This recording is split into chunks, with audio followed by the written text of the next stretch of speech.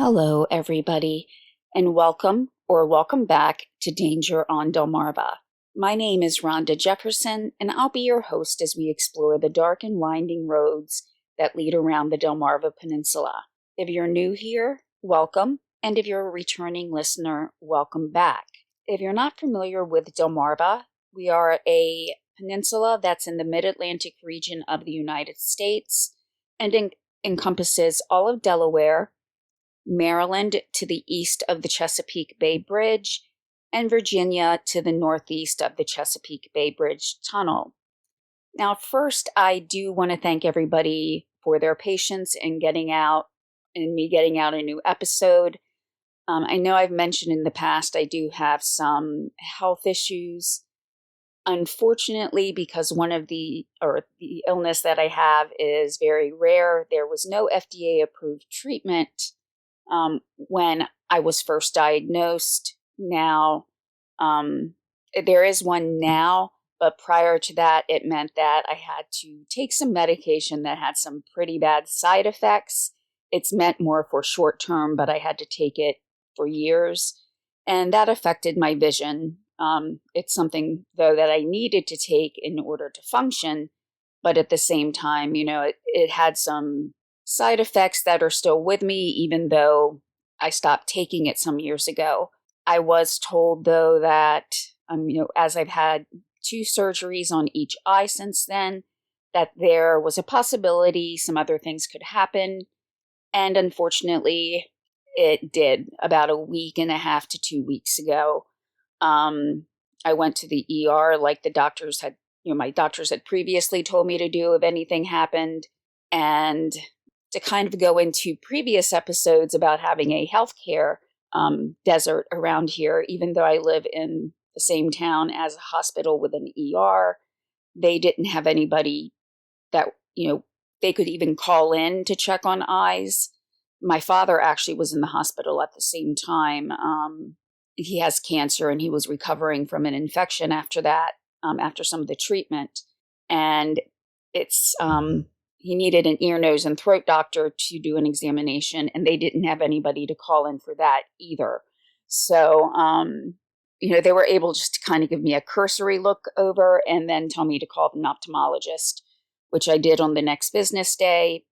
I get there, and then they tell me I need to have emergency surgery in Salisbury. My husband takes off work, comes gets me, and I get down there and they tell me I don't need surgery, but that's because they can't fix the issue. So one of my eyes, I'm going to have to kind of adjust to a change in the vision. Prior to that, like over the last couple of weeks, reading anything, sometimes even just keeping my eyes open was difficult. It would cause headaches, but it's getting better. I saw the doctor earlier today, from the day I'm recording this, and he said everything is, on track. I have to follow up, every few weeks then, just so he can monitor things. So, again, I wish it was something they could fix when I was sent for surgery. I was hoping it would be, but it's not. So I had been wanting to get this episode out, but there were a few different things that I just wanted to check on, and I just, wasn't really able to concentrate fully. And I wanted to make sure that I had all of the information and, verified things before, I put an episode out. So again, thank you for your patience. And, hopefully, like I said, it will get better as far as headaches and things like that. Fingers crossed. So with that, just a few things that I normally go over at the beginning of an episode. One is a disclaimer to let everybody know that the discussion or events in today's episode can include incidents where there is injury, death, and other things that can be kind of hard or difficult to listen to at times. So I just want to make sure everybody is aware of that. The sources that I use will be linked in the description of the episode, so that if you want to follow up and view anything, you can. Unlike some of the other episodes I've had where there's a ton of different sources, on this one I was lucky enough to find some interviews or articles where some people who were actually there that day had given a talk or an interview about the event. So, it was really nice to have that. And it really brought everything together in those articles. So there will be fewer than normal. But again, a lot of that too is some firsthand information on, the events of that day, which I usually don't really have that. So it was good to hear about the talks that some of the people gave as a reminder of the history of the area, that they weren't letting the story and the events of that day leave the memory of their community. So with that, I want to get into today's episode that, according to one article, was rockets over Chestertown. So Chestertown, Maryland. When I think of Chestertown, I go back to my high school years. I went to an extremely small high school, and we would compete in sports against teams that were not actually very local. We would have to go outside sometimes of the state. So we would play Chestertown 4 times a year, twice in basketball, both boys and girls sports, and then soccer for the guys and volleyball for the girls. So we would usually have to drive over to Chestertown at least twice a year, sometimes more if they were hosting the tournament. So it does bring back a lot of fond memories. I remember, all of us sitting on the bus, and when you're a teenager, and approximately hour and a half to 2 hour drive seems like forever, especially when we're looking at days where, there weren't handheld video systems. Well, there were, but not many people had them. No tablet, no phone that we could play on. So we would sing songs, tell stories, sometimes gossip. But there was always this sense of camaraderie, being on the school bus as we're going over, and just feeling kind of a sense of unity. We were going for, one singular purpose, to play basketball or play volleyball. And because we played the team so often, we actually knew some of the players over there. Like, for example, when it came time for the guys to play basketball and the girls had, changed and were coming out to watch the guys' team play, we would sit together with, team members of their girls' basketball team and talk. So even though, of course, everybody wanted to win, we just all kind of got to know each other. And sometimes it was like picking up a conversation from someone you hadn't spoken to in a while. So again, a lot of fond memories, singing songs on the bus, talking to people, and just having fun where, again, yes, we wanted to win, but, we just had fun playing the game, even though admittedly I was on the bench often. I'm really short, so, But as you could probably tell from me saying rockets over Chestertown, there was a time where a tragedy took place, and like some other events, I wasn't aware of it, even though, it's on Delmarva, and I'd been to that part of Delmarva many, many times, but I just never heard of it. It did make me think of one of the first episodes that I did, where coincidentally on the night that the Phillies won their first world championship, that was in October of 1980. And even though Philadelphia is not on Delmarva, it's one of the teams that a lot of people root for because it's one of the closest professional teams to the area. There was an explosion in northern Delaware on that night, and, even fire trucks, fire departments from New Jersey, Pennsylvania, Maryland, and of course Delaware all had to come to try to put out the blaze because it was, very, very strong, as it had been at an Amoco plant. So there was a lot of fuel basically for the fire. But because it happened on a night where a lot of people were celebrating, it's not really remembered. And, the same was with the story I'm going to get in today. And when I did that story and I spoke with people who could possibly remember when that happened and if they heard about the explosion, not one person remembered that happening.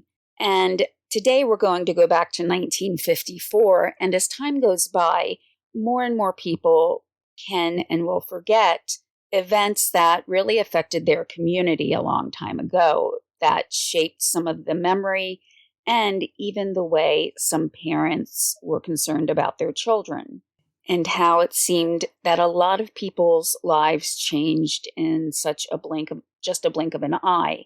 And just as with memories such as having the Phillies won their first World Series, and then also on the same night having that explosion occur, it's kind of a juxtaposition in life of how, there can be tragedy and triumph at the same time. And when those events are side by side, sometimes, at least to me, it seems like it really reinforces the tragedy because you can see the good, but then you also have the bad. And thinking of Chestertown now, I have a lot of good memories. We won most of the games that we played over there. But now, when I think of Chestertown, I'll probably think of this event first. So a little bit about Chestertown first. Chestertown is in Kent County, Maryland, and there is a Kent County, Delaware. So I just want to be clear in that this is the Maryland Kent County. Chestertown is still relatively small, with around 5,500 people as of the 2020 census. Going back through the census and looking at the population in 1950, which would have been the last one before the explosion in 1954, but that was at 3,143 people. And then also I saw a notation that in 1963, the population was 6,002. So the population kind of ebbs and flows like a lot of towns. Now, the whole of Kent County, Maryland itself has approximately 20,000 people. And with the 2020 census, it came in at 19,198. The town of Chestertown is about 3.3 square miles. And so the population density is about 1,900 per square mile. There were a few brief periods in history where the population did decrease, but by far the increases outweigh the decrease. The town goes back to 1706, and as with so many other locations on Delmarva, one of the main attractions for this town, as it was growing, was the fact that it could be used as a port, and this was named as the Royal Port of Entry. So it became the second busiest port in the state of Maryland, with Annapolis being the largest. And in terms of location on Delmarva, it's located more towards the northwest section of the peninsula.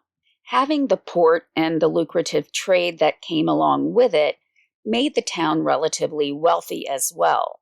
There were large and luxurious homes that were built, and to this day, there is still a number of those homes that are maintained that were built in the 18th century. Now, this historic preservation did lead to a number of different accolades that were bestowed upon the city. This included a position in the 2007 list of America's dozen distinctive destinations, as well as in 2008 in the publication of Progressive Farmer. It named Chestertown as the best rural places to live in America. But though the town itself is rural, it does play host to the 10th oldest college in America, with Washington College. That was founded in 1782 with the nation's first president, George Washington, acting as a founding member of the college. And the Washington College may be considered a small college overall, but it does recognize up-and-coming literary students with an annual prize named the Sophie Kerr Prize. And though just receiving the award itself is an honor, it does come with some money, which I kind of wished I knew about this when I was graduating high school, as I studied English with a concentration in writing. So I really wish I knew about this. But it's averaged that the money allotment or the money part of the prize runs at about $50,000. So that's nothing to sneeze at. But the most recent amount that was rewarded was over $61,000. So now we know a little bit about Chestertown and the fact that it holds an esteemed place in the history of building not only the state of Maryland, but in the growth and wealth of the region. And with a location so close to the water, there are a few different occupation and industries that can make their home on the water. It does still provide a prevalent and necessary need to move product by water, as well as provide resources that can help industries grow. And that's what we're going to take a look at today and find out more about events that happened in July of 1954. So we're approaching 70 years now. Going back a little bit before the explosion we're going to talk about today happened, we also have to look at the climate of the time period around 1954 and just preceding it. In the 1940s, there was tension throughout the world, with World War II beginning in late 1939. With the possibility of war looming, there became a need for different types of manufacturing plants to open or update their facilities in order to provide equipment and ammunitions to the war effort. A business owner named Philip Wilmer, who was known for having a Ford dealership on the shore, opened a factory named the Kent Manufacturing Company. As with many different buildings, at least around here, they sometimes have nicknames that don't actually reflect their formal name. So even though it's technically part of Kent Manufacturing, many people called the building that inhabited the grounds as the defense plant. Per the aforementioned article, Rockets Over Chestertown, the plant manufactured, quote, gadgetry of war flares, fuses for detonators, and military fireworks, end quote.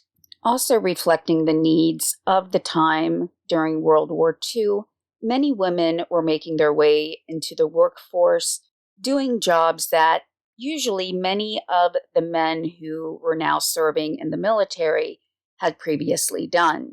And even after World War II was over, this manufacturing plant still was maintained and provided some of the above-mentioned articles to the military. So going to 1954 and July, when this event took place, there were about 12 million firecrackers, yes, 12 million, that had become damp. And explosives can be very sensitive to water and moisture. So in order to dry them out, they were moved into what was called a drying tunnel. Now, you may also be asking yourself, like I did, why does the Army need 12 million firecrackers? What they did was use these firecrackers to enable new recruits to become more used to the noise that war brought or any combat would bring. And so, since there could be bombs and explosions going on around people and the sounds of possibly gunfire, the firecrackers were used kind of as a way to acclimate people's ears and to get a better understanding of what they may be facing if they are going into combat. But back to the drying tunnel. This was a location where the explosives could be taken to dry out by lights that were in the tunnel. So at around 10:25 on July 16, 1954, as a young woman, 18-year-old Fanny Robbins, was taking firecrackers to the tunnel, there was a large explosion. Fanny's eyes were injured during the explosion, and especially with debris flying all around, and it made its way into her eyes. She felt her way out of the tunnel But this was not the end. Though the firecrackers had gone off in a place away from manufacturing, any spark or fire could cause secondary or chain reaction explosions when other munitions around them would come in contact with that heat source or detonation source. And there was another explosion, and that would be the one that most people considered the worst.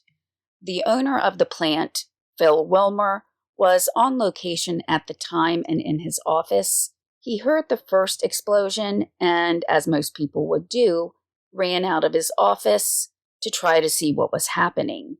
It was described that he saw one of the building's roofs fly into the sky. Workers came running out of the building. Some were injured, some were crying, some were falling to the ground after mustering up the energy to get out of the building, but still being hurt.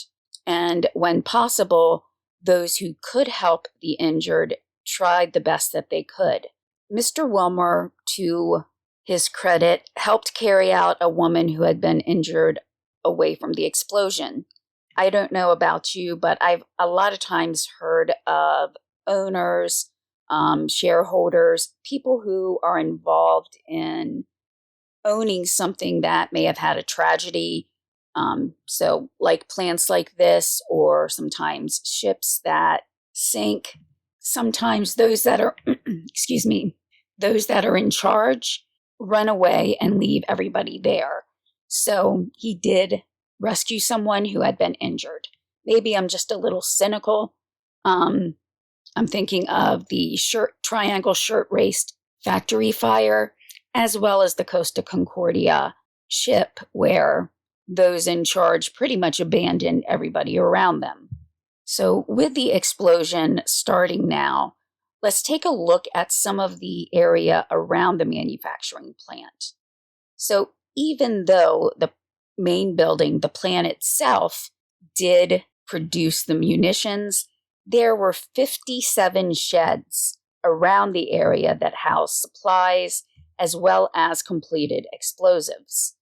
And there were other larger buildings in the area that kind of feed into the chain reaction.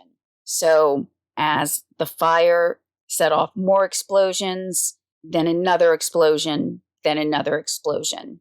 And to the people around in the community, the workers, it may have seemed like the explosions were never going to stop. And what many of the 300 or so workers that fled the scene didn't realize at the time is that they were running towards a fence that went around the whole perimeter. There was only one gate, however, that was open. So some of the workers who encountered the fence but knew that they couldn't get over it tried to run towards that one gate. Others who thought they could make it climbed over the fence. It's even reported that some workers were able to lift up parts of the fence and crawl under, which shows the desperation that they must have been feeling at the time. The bottom of the fence that they had just lifted out of the ground probably scraped their skin, which may have already been injured. One woman, for unknown reasons, ran out of the building with actual detonators in her arms. It was reported that she fell down or was knocked down a number of times by pieces of debris flying, which, given the fact that there were these chain reaction explosions going on, it must have been a lot of debris flying at her. Every time she was hit and fell, she got back up again, but still held those detonators in her arms.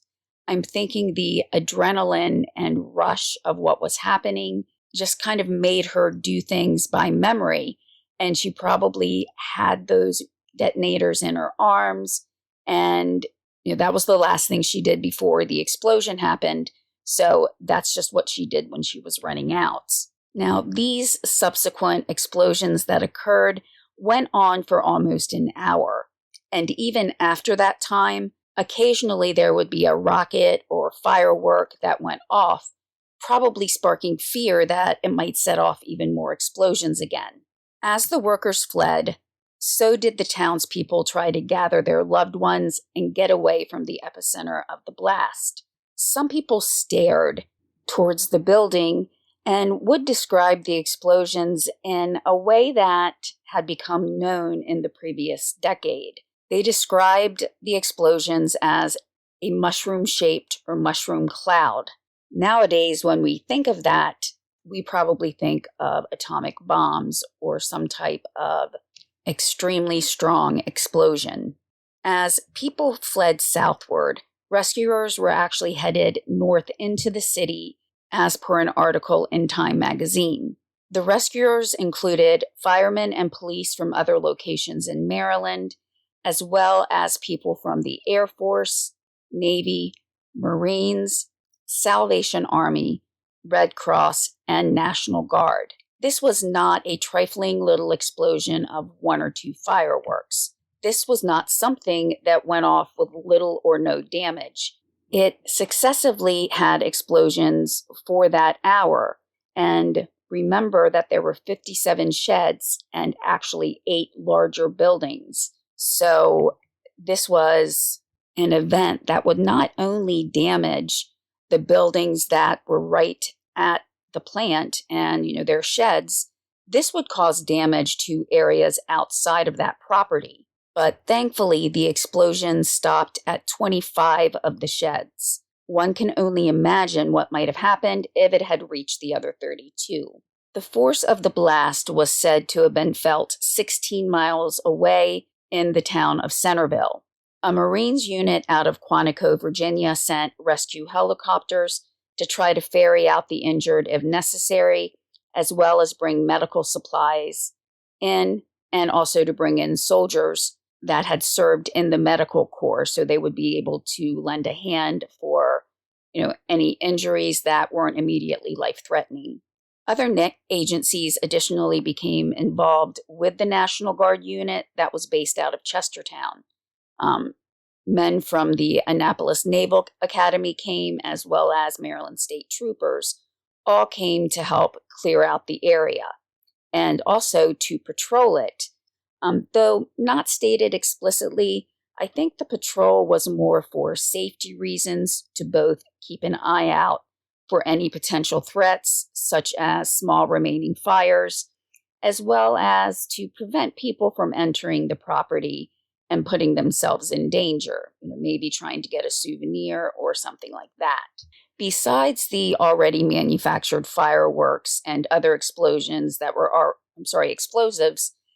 already completed, there was concern about other items that were regularly stored on the plant premises, and those items were used in the manufacturing of explosives. One such chemical was a lead azide.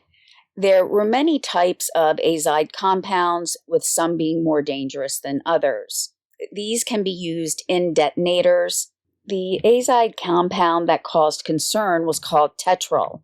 So, just a little background here. I've told my kids that I can pretty much help them with most subjects that they're studying, and even if I'm not extremely good at it, I think I can catch on and try to help them when they need it. However, chemistry is by far the class that I found most difficult.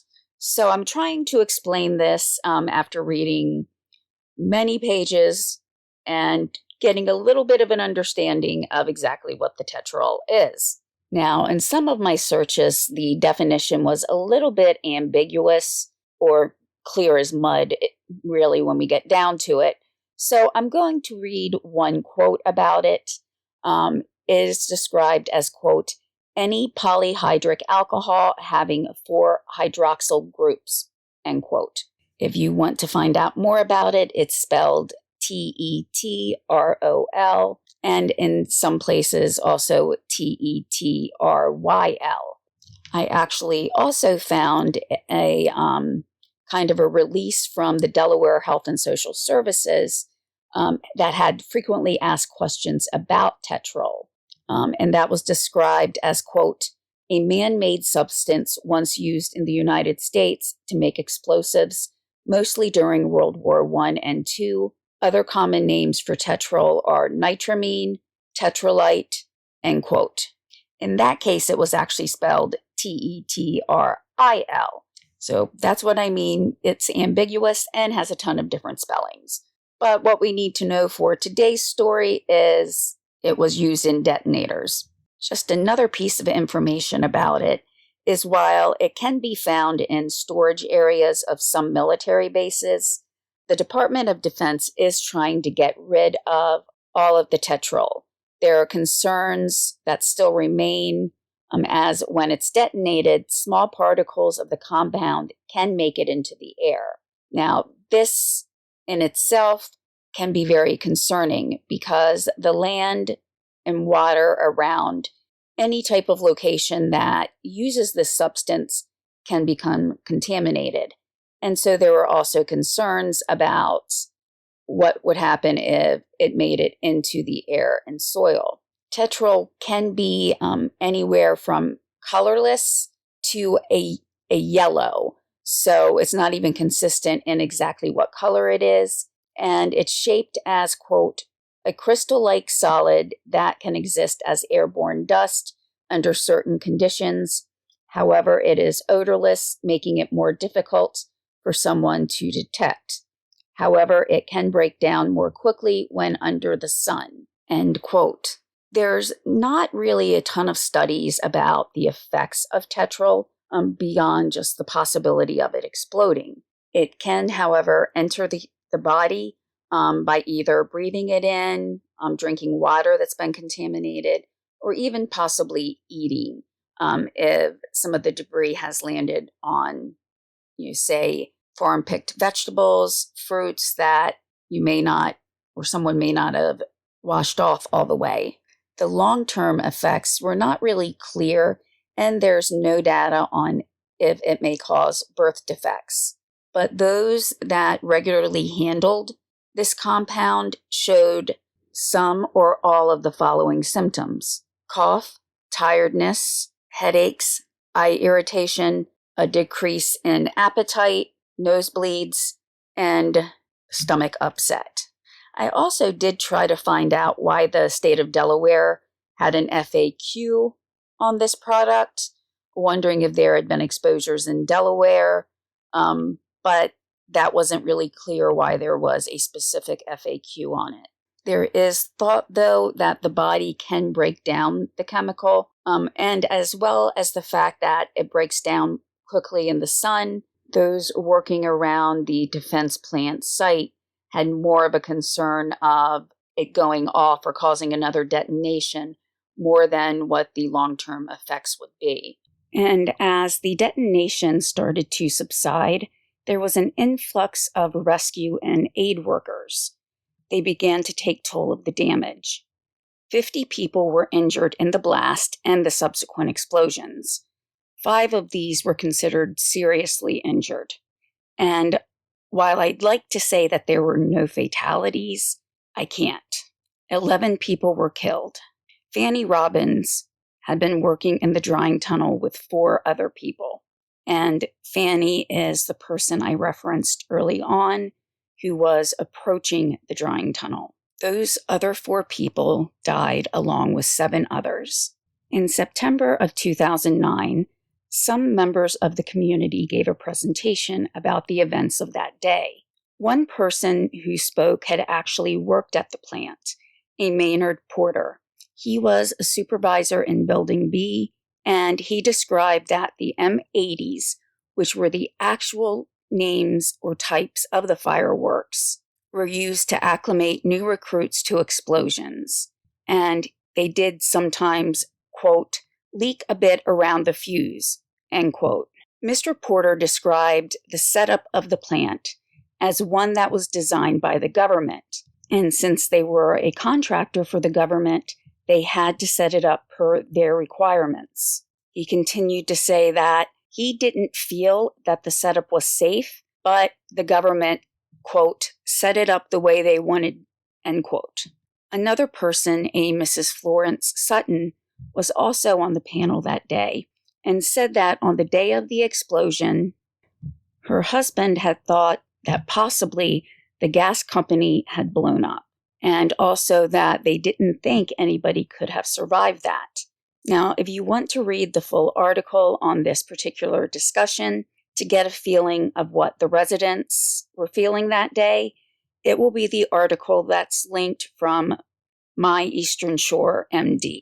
Her husband, Eddie Sutton, for his part, acted in a brave manner. He had those feelings that the gas company had exploded, but he knew when to back down, quite literally. He said that he had gone to the gas plant, and while climbing what he called an old gas holder, he heard another explosion and probably wisely came back down from climbing.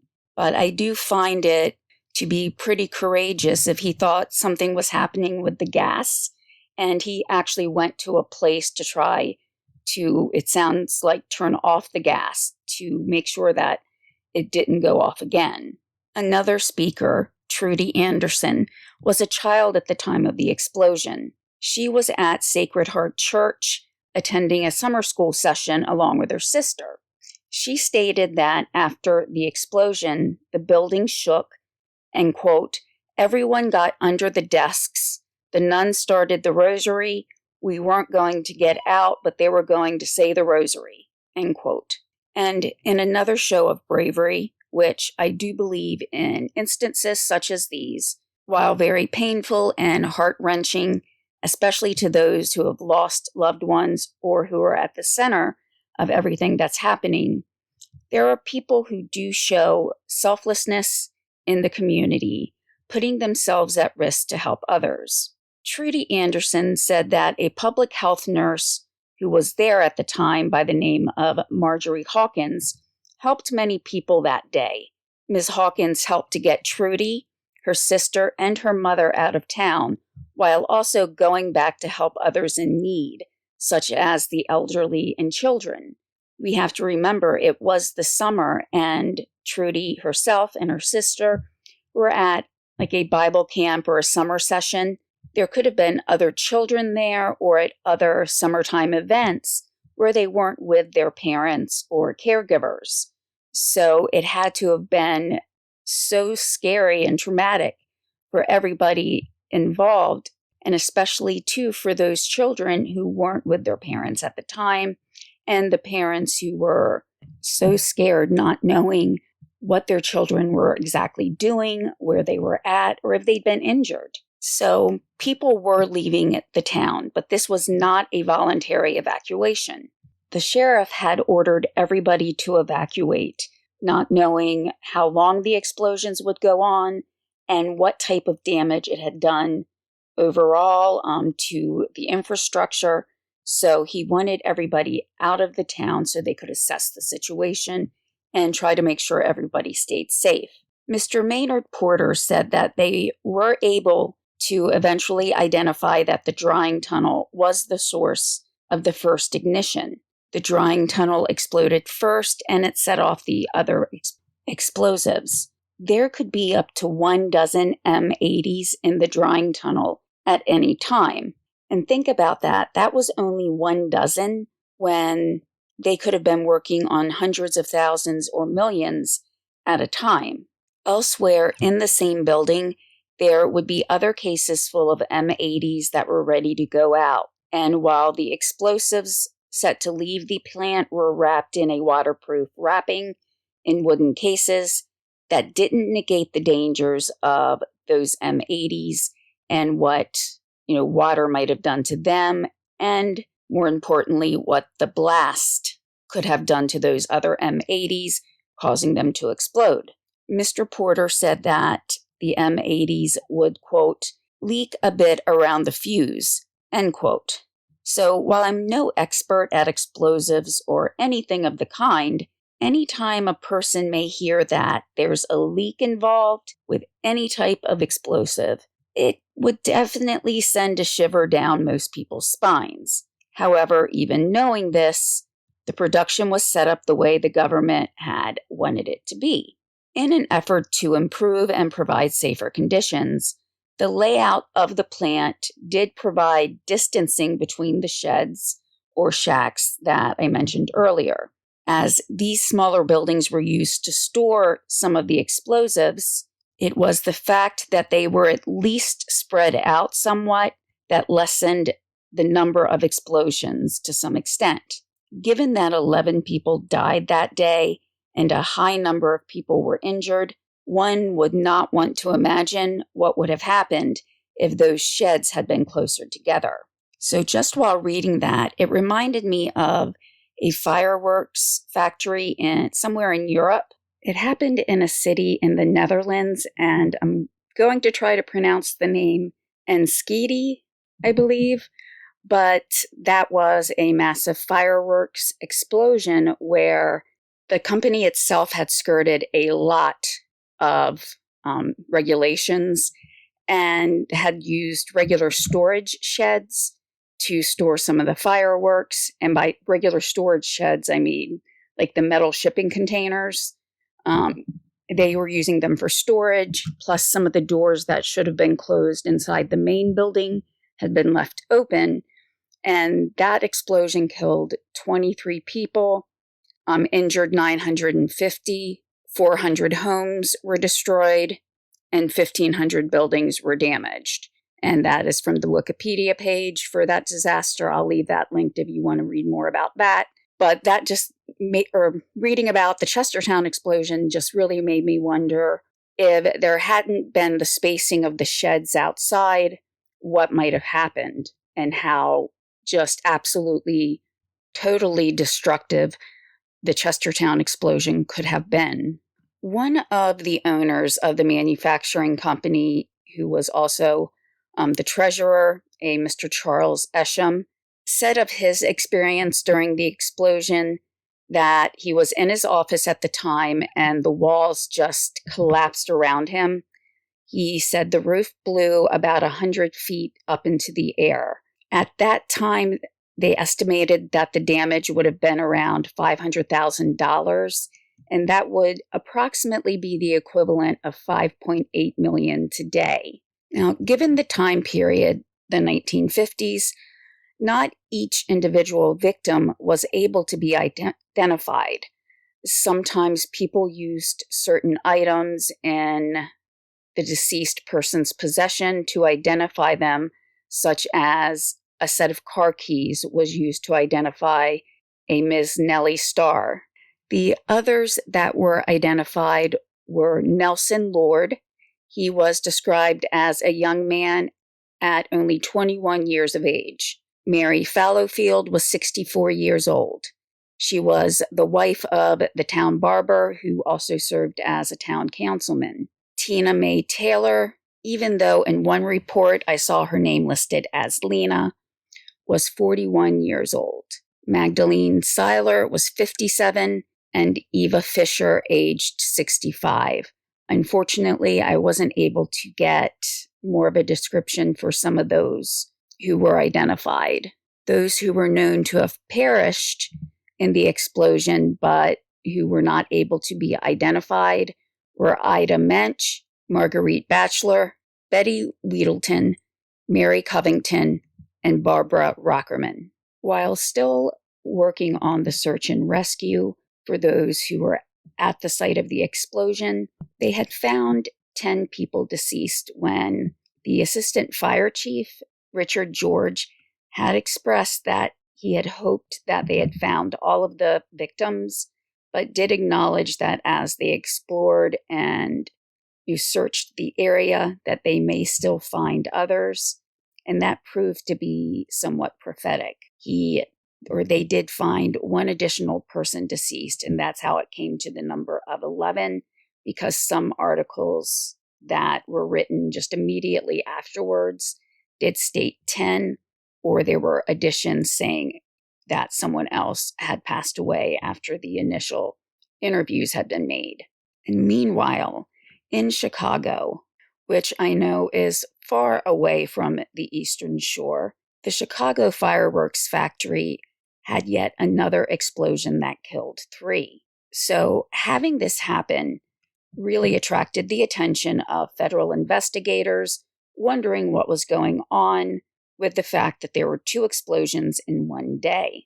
Now, when I was reading through some of the notes or from the article that had some of the survivors speaking about the events, one person looking back at it in retrospect in 2009 had said that they did hear an airplane go by at some point and had wondered if possibly there had been an attack when the explosions had first started to occur.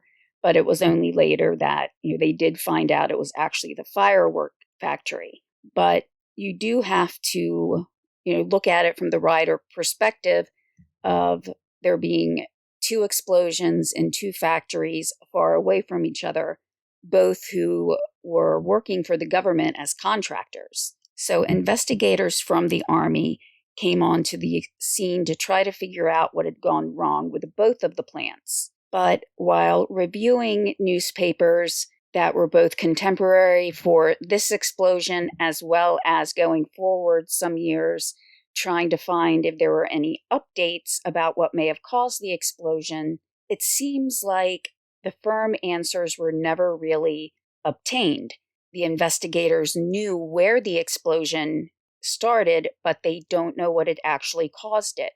And to this day, the exact reason for the initial detonation has never been resolved.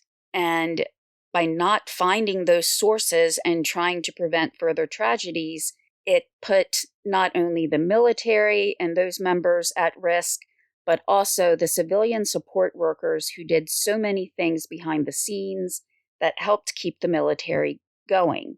But looking back through events that happened after this explosion, in Maryland in 1958, there was an explosion at Millington, Maryland. One person died and 3 were injured. Now, Millington is about 13 to 14 miles from Chestertown and slightly to the northeast. Now, not too long prior to that explosion, in December of 1957, there was one in Elkton, Maryland, which is still on Delmarva. There, 4 people died. Elkton also experienced another explosion in 1954 as well, in October. But thankfully, there were no fatalities, but 2 people were injured. And going to December of 1958 and going over the bridge to Cockeysville, Maryland, there was an explosion owned by Maryland Pigment and Research Corp. And in the best of all outcomes, there was very little damage and no injuries. The 1960s began with an explosion in Haverty Grace, as yet another fireworks plant exploded, leaving the owner of the plant dead. Out of the 63 employees on the site that day, only 2 were injured, but unfortunately, also 3 women from the community were injured as well. They had either been walking near the area, and at least one was even in her own home when she was injured. According to an article in the Daily Times from February 10th, 1960, that even before the Haverty Grace fireworks explosion took place, there had been the total of 5 fireworks explosions or fires in Maryland from 1954 to when the Haverty Grace explosion took place, so basically through the 1950s. And 16 people had died during those 5 events. And then when Haverty Grace occurred, that brought a total of 17 people that had died in fireworks, plants, explosions, or fires. So the answer to the 1954 Chestertown explosion was never answered, and one would have to wonder, would any of the future explosions have taken place if the actual source had been found? In the aftermath, residents were left to clean up their homes, as even though the explosion took place on the plant's property, it was said that almost every window in Chestertown was blown out, and Kent Manufacturing wasn't able to recover from this. They never reopened. Even after the site of Kent Manufacturing was cleaned up, it sat abandoned for quite a while, a quarter of a century. And after those 25 years, a pickle processing plant started to use the site to store their barrels that seasoned the pickles, where they put them in the brine. So that's where the barrels went to brine and season the pickles. Now, coincidentally, that company that owned the pickle processing plant, Vita Foods, had previously had a fire that destroyed their old plant. That fire had taken place just a few years before the Chestertown fireworks explosion. But Vita did rebuild and therefore needed to use the site of Kent Manufacturing for that pickle seasoning and brining. The aftermath left residents of Chestertown cleaning up the rubble, fixing their homes, and for some families having to deal with injuries of a loved one, or even worse, the death of someone that they cared about in the explosion. There were concerns that lingered, though, even though Kent Manufacturing was not rebuilt. One writer, Larry Slagle, who was also a life member and past president of the Chestertown Volunteer Fire Company, recalled that he had been told not to play on the site of Kent Manufacturing, or what some people called the powder plant. This was in the early 1980s that Chestertown Industrial Park began construction. Now, as this construction commenced and digging started to occur on the property, one of the heavy machines, and it only described it as a heavy machine, but I'm imagining some type of digger probably, hit something in the ground, and there was what was described as a small explosion. Thankfully, no one was hurt, but as one might imagine, it greatly unsettled the people working on the site. Can you imagine working somewhere where you know that a horrific tragedy took place years ago that involved some type of explosives? And while operating heavy machinery, an explosion occurs. So everybody working there that day had to have had this kind of feeling of just missing a close call, but then also having to wonder if there were any other explosives anywhere else on the property. Now, of course, construction was stopped for that day, and while the rest of the construction crew wondered if there were any other unpleasant surprises hiding in the ground, an emergency ordnance disposal unit arrived on site and examined the premises. After their inspection, they found that there was nothing else located on the property that may set off an explosion. But honestly, if I was one of the workers, I would probably continue to wonder if there was anything else there, because supposedly they had inspected things in 1954 and there was still one in the ground. And even if I worked there now, I know that the chance would be remote, but wondering if there's still something left in the ground underneath the building. I kind of wonder if those who work on the site now even know about its history. So at the end of this, I really have this sense that everything's unresolved. There was never that definitive answer as to what happened. And one would think that with 2 explosions in one day, and then just in Maryland having that long list of fireworks explosions occur, that they would make that a very high priority to find out what was that initial detonation or what caused that initial detonation. Accidents are studied so that we can learn from them and put provisions in place to help stop things from happening like this again. There are certain jobs that carry an inherent risk, and working with explosives always will have some type of risk, no matter how careful anybody is. However, when that many explosions are happening so close together, and not knowing what the exact cause was had to be, at the very least, unsettling for everybody who was working in the plants to downright terrifying. But what I do want to take away from this story is the resolve and heroism of many that were there that day, such as the nurse who helped a mother and her 2 children get out of harm's way, those who made the decision that the town needed to be evacuated, but then stayed themselves to try to maintain the scene and help the injured. There were many who did try to provide closure to the families of those who lost a loved one by bringing the remains of their loved one out of the rubble.